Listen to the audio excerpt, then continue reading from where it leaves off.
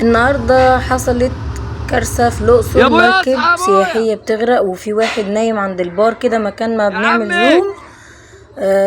يعني ربنا يسلم وما يكونش في حد جوه في المركب، بس يعني تقريبا كده اللي هي ما فيهاش. يعني لاحظوا اللي هو المركب بتقع ولحقوها، بس ما عدا الراجل اللي كان نايم ده وصحي في الاخر. المركب مش عارف، بص يعني ربنا يسلم يا رب ويسترها وما يكونش في حد جوه في المركب، عشان لو في جوه حد نايم زي الاخ ده مصيبة وكارثة على السياح او الجست اللي بيبقوا شغالين فيه، العمال يعني والتصوير والناس اللي شغالة اللي بيبقى في قاع المركب دي.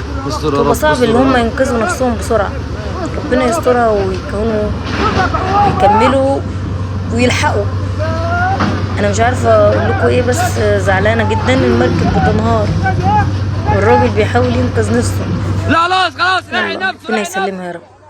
دعواتكم مع الناس اللي في المركب او اللي لحقوها.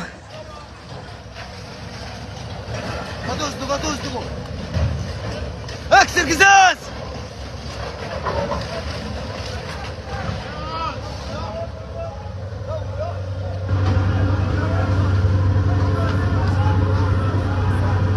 الناس نطت من المركب يا جدعان.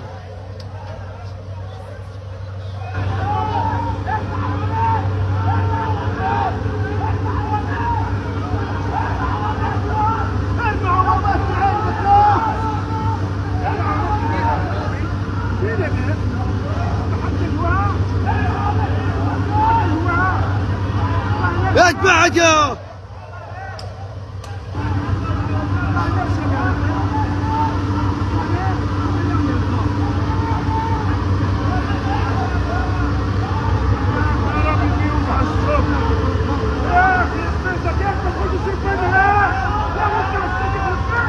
اللي لحد دلوقتي ما لعبش تحديد.